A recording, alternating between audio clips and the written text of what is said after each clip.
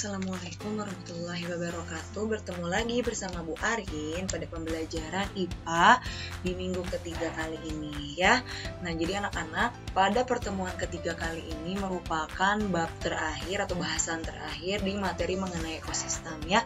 Sebelumnya kalian sudah belajar mengenai tingkat organisasi kehidupan dimulai dari individu, populasi, komunitas hingga pengertian ekosistem, apa itu interaksi gitu ya. Kalian sudah pelajari itu semua. Nah, sekarang merupakan subbab terakhir yaitu mengenai rantai makanan, jaring-jaring makanan, dan piramida makanan ya. Namun sebelum itu Bu Arin ingin sedikit memberitahu kepada kalian gitu ya, sedikit membagikan info kepada kalian gitu ya, bahwasannya anak-anak ya, kan kemarin kita belajar tentang interaksi tuh, interaksi makhluk hidup. Ada peristiwa makan memakan, mangsa memangsa. Nah, itu kan kata Bu Arin juga udah sampaikan kalau itu yang memang namanya hukum alam yang memang akan terjadi gitu ya.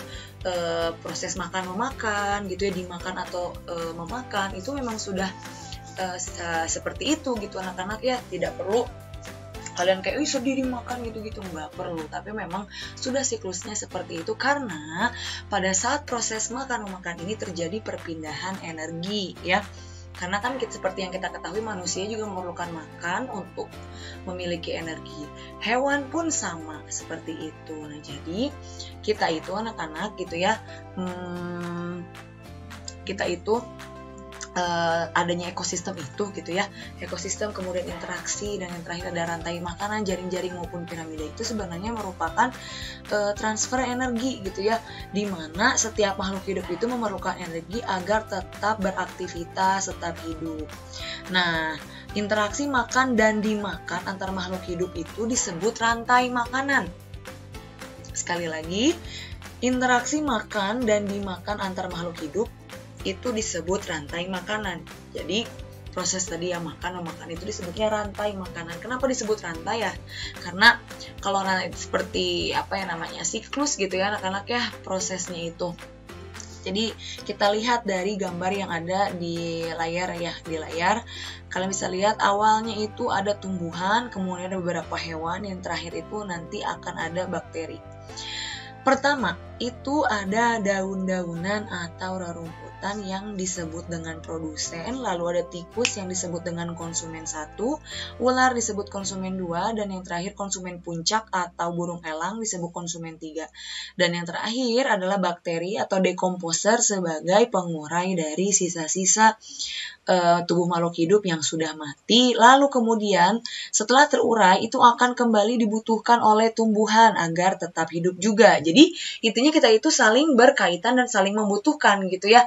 Nanti ada yang mati kemudian berpindah energinya, ada lagi yang mati berpindah energinya hingga nanti membentuk sebuah rantai yang disebut rantai makanan. Oke, yang pertama ini ada bagian pertama yang tadi Bu Arin sampaikan, produsen. Produsen adalah kelompok makhluk hidup yang dapat menghasilkan sendiri makanannya. Jadi segala sesuatu yang bisa menghasilkan makanannya itu sendiri adalah produsen. Dan contohnya itu adalah tumbuhan. Karena di sini yang bisa menghasilkan makanan sendiri hanya tumbuhan anak-anak ya. Kenapa tumbuhan bisa menghasilkan makanan sendiri? Karena tumbuhan itu mengandung zat hijau daun yang disebut klorofil ya. Sehingga terjadi proses fotosintesis yang berfungsi atau dapat menghasilkan zat ini ya, zat karbohidrat atau makanan gitu yang bisa dikonsumsi oleh kita manusia maupun hewan seperti itu ya. Nah, selanjutnya ada konsumen 1 adalah kelompok makhluk hidup yang tidak bisa menghasilkan makanannya sendiri. Untuk konsumen 1 ini anak-anak, ciri khasnya itu merupakan hewan herbivora atau omnivora. Herbivora itu ya pemakan tumbuhan, omnivora itu pemakan segala. Jadi urutannya kan produsen, kemudian konsumen 1. Nah, dari produsen ke konsumen 1 ini kan konsumen 1 ini yang memakan tumbuhan. Berarti dia itu herbivora gitu ya. Pemakan tumbuhan, kemudian omnivora itu pemakan segala. Jadi daun ataupun daging juga dia bisa makan. Selanjutnya ada konsumen 2 adalah kelompok makhluk hidup yang tidak bisa menghasilkan sendiri makanannya dan contohnya itu lebih ke hewan omnivora atau karnivora. Jadi konsumen 2 ini dia pemakan segala atau pemakan daging. Contohnya kalau di sini kan ular ya. Seperti itu, atau bisa juga tetap hewan omnivora. Selanjutnya, ini mohon maaf ada salah ya, harus ini konsumen 3. Adalah kelompok makhluk hidup atau konsumen puncak yang tidak bisa menghasilkan sendiri makanannya. Jadi di konsumen 3 ini anak-anak atau konsumen puncak, di mana hewannya itu adalah hanya hewan pemakan daging atau karnivora. Ya, karena kan tadi hewan yang konsumen kedua itu kan bisa herbivora atau karnivora. Nah, ini tuh dia hewan itu kayak konsumen rajanya gitu, yang dia memang tingkatan terakhir sebagai pemangsa. Nah, itulah disebut konsumen puncak atau konsumen tingkat 3. Dan yang terakhir adalah dekomposer.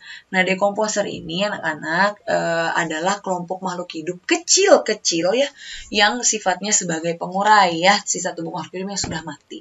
Jadi, kalau kalian lihat, hewan yang sudah mati itu lama-lama akan menghilang. Sebenarnya bukan hilang ting gitu, hilang bukan, tapi karena dia terurai oleh yang namanya bakteri maupun jamur ya.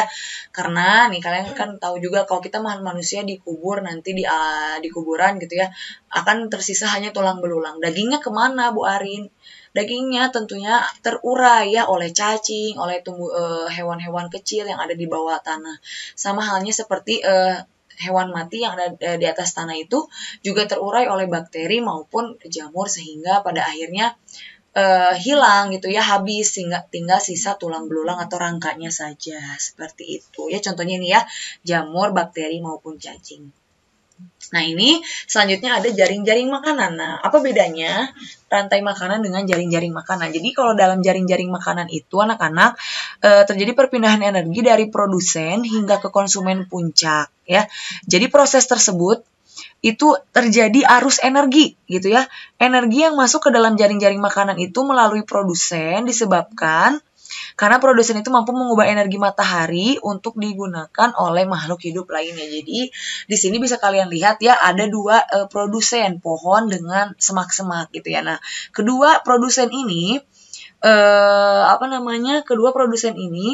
menghasilkan makanan gitu ya, menghasilkan makanan yang kemudian dia akan mengalirkan energi gitu ya, atau arus energi terhadap konsumen 1, konsumen 2, konsumen 3 hingga puncak.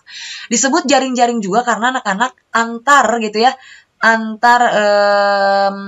konsumen 1 dan konsumen 2 itu ada keterikatan gitu. Kalian bisa lihat agak rumit ya, di sini pohon bisa dimakan ulat. Tapi ulat juga bisa bisa memakan semak-semak. Bisa juga semak-semak dimakan belalang atau dimakan tikus. Jadi ada beberapa makhluk hidup yang memungkinkan untuk mengonsumsi atau memakan produsen. Sama halnya dengan konsumen 1 makan produsen, konsumen 2 makan konsumen 1 atau konsumen puncak ke konsumen 2. Seperti itu ya. Jadi di jaring-jaring makanan ini intinya lebih lebih kompleks gitu ya, lebih rumit anak-anak ya, proses saling memakannya itu. Jadi banyak perpindahan energi yang terjadi pada jaring-jaring makanan. Selanjutnya di piramida makanan. Nah, ini di piramida makanan ini itu menunjukkan bahwa suatu ekosistem itu disusun melalui bentuk piramida, menunjukkan bahwa ekosistem itu seimbang. Mengapa seimbang? Karena kalian lihat yang semakin di bawah itu adalah paling banyak jumlahnya. Artinya tumbuhan sebagai produsen itu jumlahnya sangat banyak gitu ya. Lalu disusul oleh konsumen 1 yang memakan produsen itu jumlahnya lebih sedikit dibandingkan dengan produsen. Begitupun sampai ke tropik keempat atau tingkatan keempat ya. Jadi ada tropik 1, tropik 2, tropik 3 dan tropik 4. Sehingga ketika salah satu dari piramida ini lebih banyak, contohnya di tropik 2 ya, tropik 2. Di sini jadi meningkatnya populasi tikus. Ketika populasi tikus meningkat, maka anak-anak produsen atau tanaman itu akan cepat habis, betul ya? Akan cepat habis karena dimangsa atau dimakan oleh tikus yang jumlahnya berlebihan. Jadi ketika salah satu jumlah populasi di konsumen 1, konsumen 2, konsumen 3 berlebih akan mengakibatkan naik turunnya salah satu populasi makhluk hidup lainnya. Contoh, kalau tadi tikus lebih banyak, populasi produsen akan menipis, akan turun. Kemudian jika konsumen 2, di sini ada ayam. Ayam menurun, maka jumlah belalang akan meningkat. Nah, seperti itu ya. Jadi aliran energinya bisa kalian lihat dari piramida tersebut ya. Nah, ekosistem yang seimbang dapat berubah menjadi tidak seimbang karena hal yang tadi Bu Arin sampaikan ya, ketika lebih banyak salah satu populasi hewan dan yang lainnya akan menjadi lebih sedikit, itu tidak seimbang. Sehingga kalau tidak seimbang itu akan berpengaruh terhadap komponen biotik dan abiotik lainnya gitu ya anak-anak ya. Salah satunya juga bisa karena dampak aktivitas manusia nih salah satunya ya. Contohnya petani yang merusak atau memberikan pestisida yang berlebihan sehingga nanti katak atau tikus mati. Ketika tikus mati massal gitu ya, tumbuhan semakin banyak, kemudian akan berpengaruh terhadap ular yang mengonsumsi si tikus ini akan berkurang juga karena tikusnya ikut berkurang karena ini makanan mereka gitu ya, mangsa mereka tidak ada, jadi otomatislah yang memakan hewan yang sudah berkurang populasinya akan ikut berkurang juga. Seperti itu anak-anak. Nah itu untuk materi terakhir di bab ini. Sampai bertemu dan kita akan langsung masuk ke latihan soal. Terima kasih sudah memperhatikan Bu Arin. Wassalamualaikum warahmatullahi wabarakatuh.